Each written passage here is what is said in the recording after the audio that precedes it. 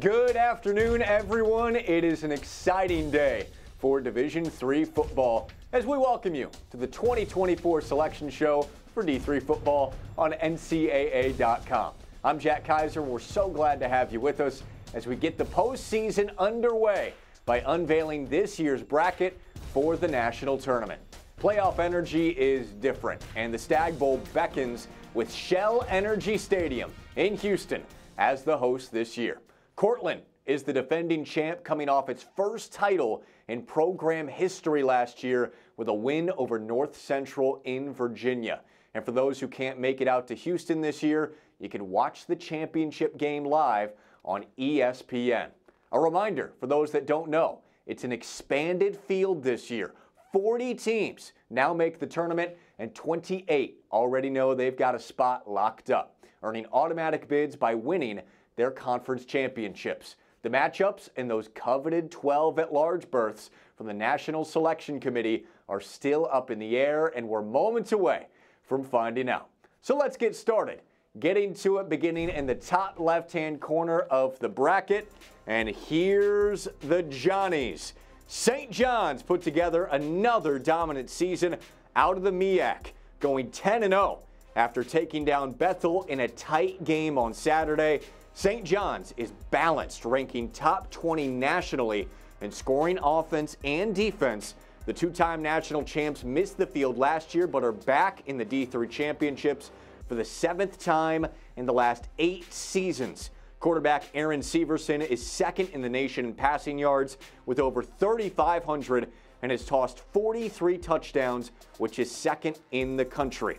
They'll face the winner of this matchup, starting with a strong team out of the Wisconsin Intercollegiate, and it's the Eagles from Wisconsin lacrosse. The two-time national champs went to the quarterfinals last season, and this season, with Gabe Lynch leading the running game, Wisconsin lacrosse is in again. They'll take on the Northwestern Eagles from the UMAC. Northwestern has won 7 straight conference games to earn an automatic bid.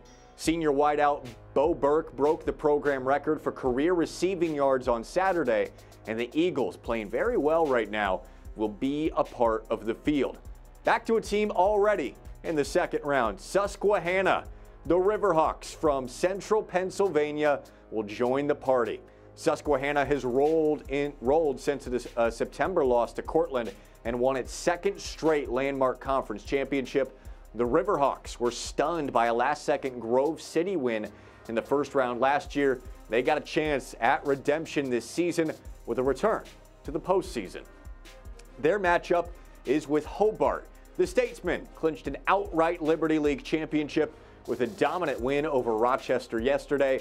It's the first time Hobart has gone undefeated in the Liberty League since 2014, rolling into the postseason behind the nation's top scoring defense, playing very well with 8 straight wins under head coach Kevin DeWall. Our next team is Wartburg. The Knights have won 6 of the last 7 American Rivers Conference titles and won 8 straight games. After an early season non-conference loss to St. John's, Wartburg has a really strong run defense, allowing just 50 yards per game on the ground, which is 5th nationally, led by junior linebacker Keenan Tyler, who's top 40 in the country in tackles per game this year.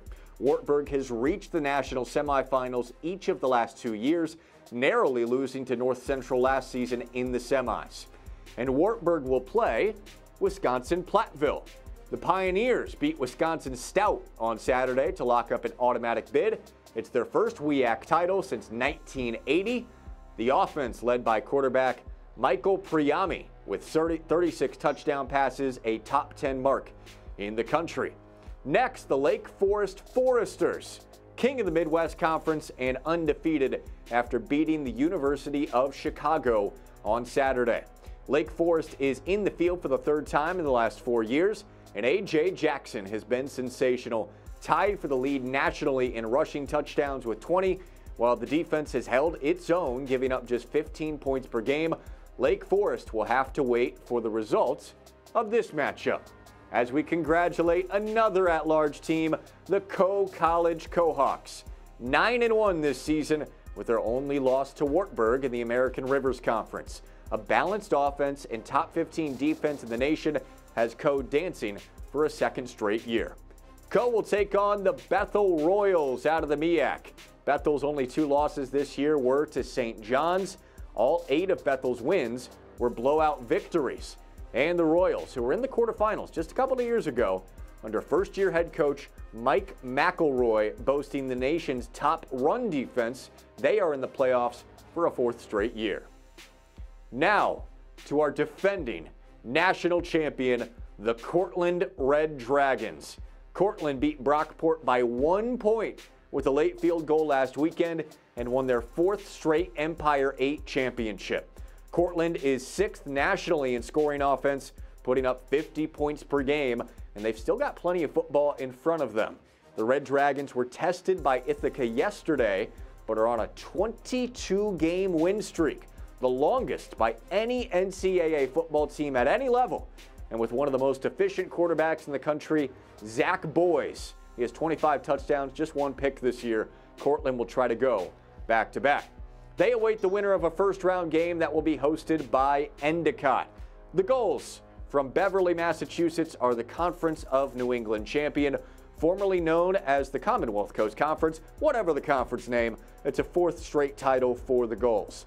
Endicott has had a first-round exit in the D3 championships the last few years, but the Gulls have one of the top scoring defenses in the country, and they're hopeful that can carry them deeper into the postseason. Endicott's opponent is Alfred State, in the field after winning its 2nd straight Eastern Collegiate Football Conference title. The Pioneers picked up 2 straight wins to close out the season and clinch an automatic berth out of a very competitive ECFC. Let's now look to Springfield. The Pride at 10-0 this season are new MAC champions and will head to the national tournament for a 4th straight season. Springfield once again, by far, has the top rushing offense in the nation, averaging over 450 yards per game on the ground, and they're hopeful that'll translate to success in the postseason. And their second-round opponent is UMass Dartmouth. The Corsairs claimed another Massachusetts State Collegiate title, rolling to a 10-0 record, with all but their final game against Plymouth State decided by double figures. And this team can score. UMass Dartmouth has the 3rd highest scoring offense in the country, dropping 54 points per game. Josh Sylvester, in his 2nd year as the head coach, has UMass Dartmouth in the postseason. Moving down the bracket, how about the Hope Flying Dutchmen, clinching their first voyage to the D3 championships since 2019. Hope completed its first undefeated regular season in program history after a win over the University of Olivet on Saturday. Hope is 4th nationally in total offense, with Chance Strickland rushing for 17 touchdowns this year, ranking 6th in the nation. The Aurora Spartans are also in, and they ended their season emphatically with a 56-0 win over Eureka last week, earning the automatic bid from the Northern Athletics Collegiate Conference, a quarterfinal team just 2 years ago. Aurora's only loss all season was to top-ranked North Central, and quarterback Tyler Adkins is tied for 7th in the country with 36 passing touchdowns this year. Aurora and Hope will meet in the 2nd round. All right, it's hard to imagine a field without the North Central Cardinals. They steamrolled through the season, beating every team by at least 20 points. On Saturday, they took down Illinois Wesleyan to clinch the automatic berth out of the CCIW and come into the postseason ranked number 1 in the country. Quarterback Luke Lanin has had an incredible career. He's gone 54 straight games, 54 with a touchdown pass, which is an NCAA record for all divisions.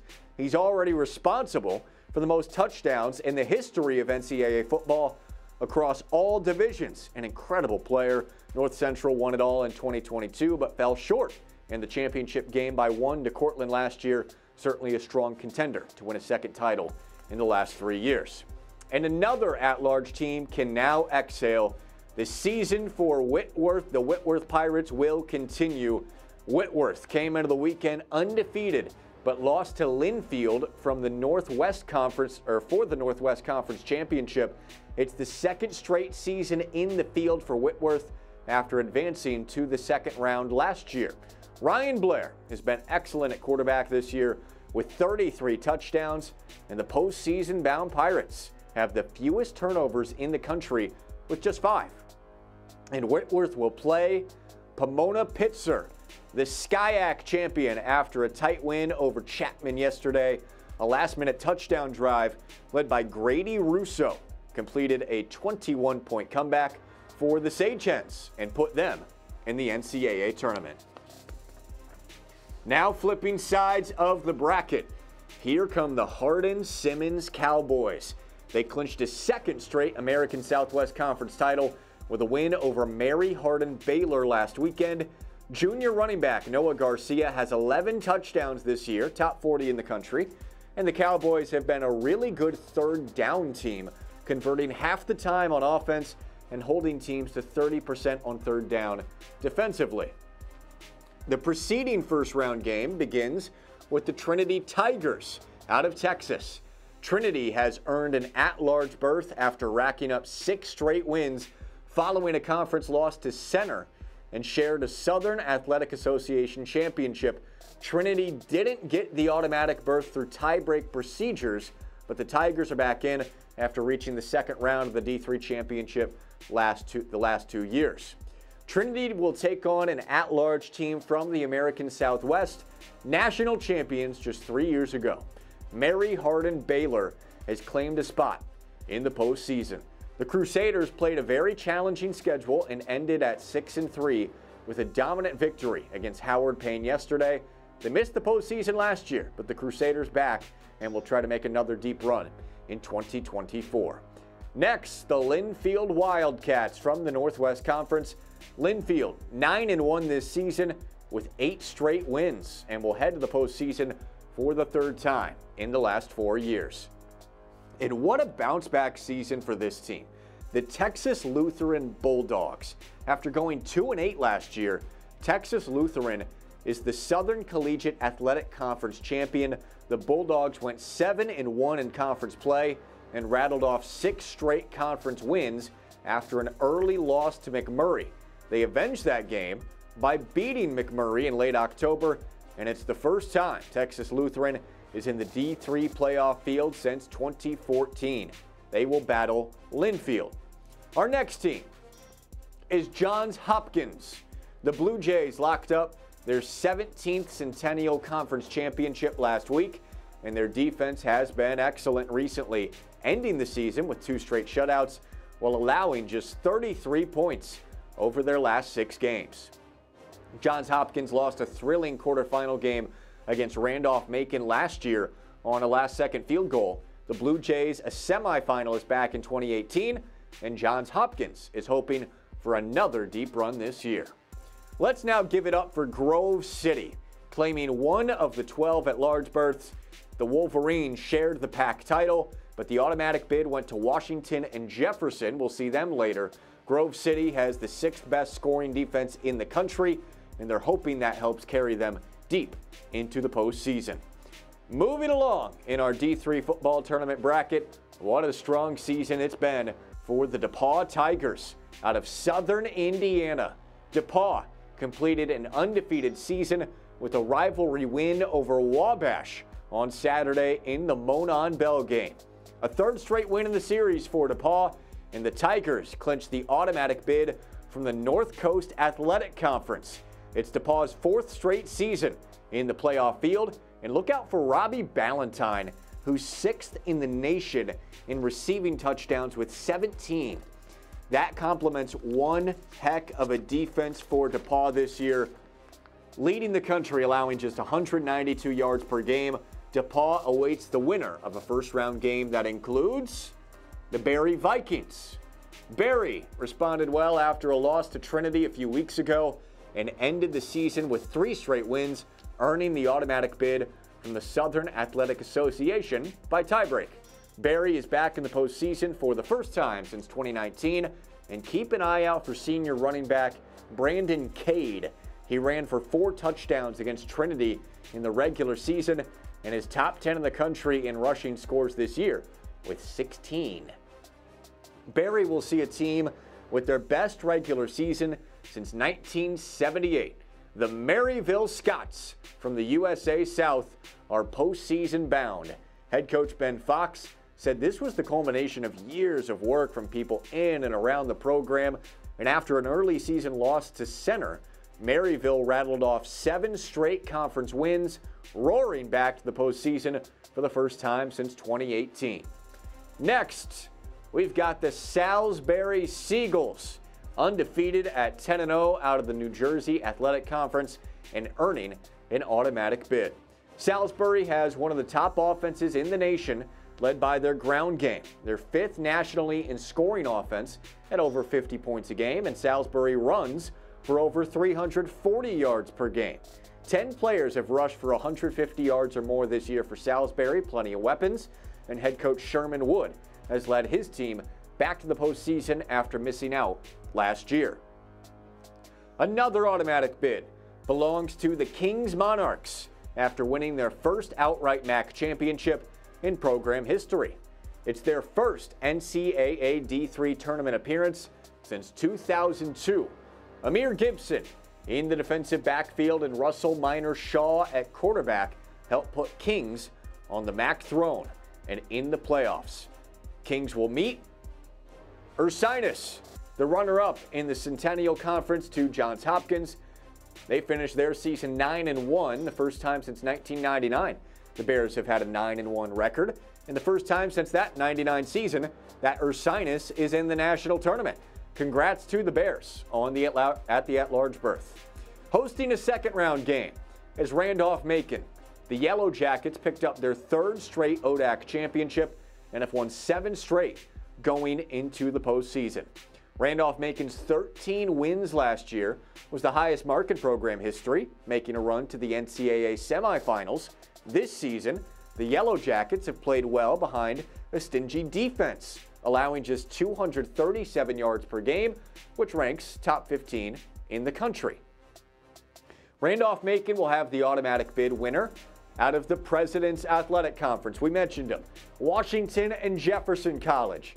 A dominant 45-0 win over Allegheny sealed their spot, claiming the automatic berth by tiebreak after sharing the regular season championship with Carnegie Mellon and Grove City. The Presidents have the 3rd most appearances in the history of the D3 National Tournament. This season, they're led by the 9th-ranked passing offense in the country, helping send Washington and Jefferson to its first playoff appearance since 2018. We move along to Carnegie Mellon. The Tartans captured a share of the PAC championship with the automatic bid to Washington and Jefferson, but Carnegie Mellon is in with an at-large berth. After missing out on the field last year, graduate quarterback Ben Mills has led the Tartans back into the playoffs, and they will see the Center Colonels out of Kentucky. 8-2 from the SAA.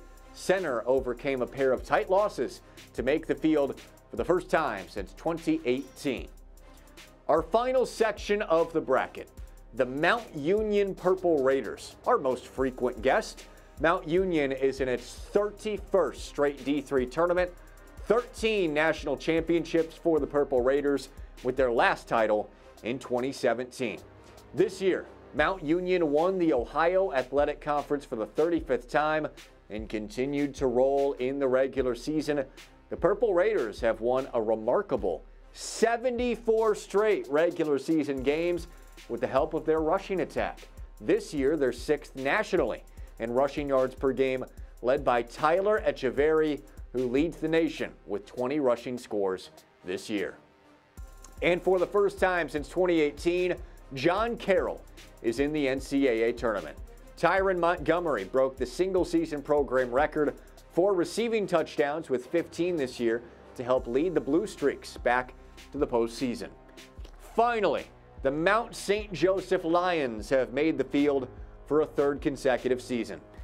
The Mount topped Rose-Hulman this weekend to secure another HCAC title. It's another outstanding passing offense that will be in the playoffs with Mount St. Joseph throwing for 325 yards a game, the 5th highest mark in the country.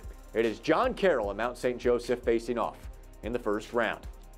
All right, the 40-team field is set, all with a chance to compete for a national championship this fall. For the latest tournament information over the next few weeks, please keep your eyes on NCAA.com and on the school websites, especially for each of the home institutions for ticketing information. For our entire crew, I'm Jack Kaiser, saying goodnight from Indianapolis and good luck to all the teams competing over the next few weeks. We can't wait to see you in Houston on January 5th.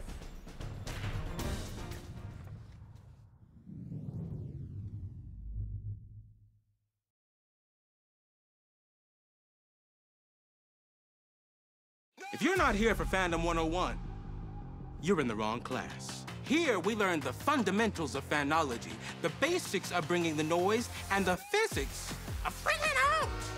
Your path to fan mastery begins here. It's all part of the curriculum. The NCAA Championships. Attendance is encouraged. Passion is mandatory. Buy your seats today at ncaa.com/tickets. Class dismissed.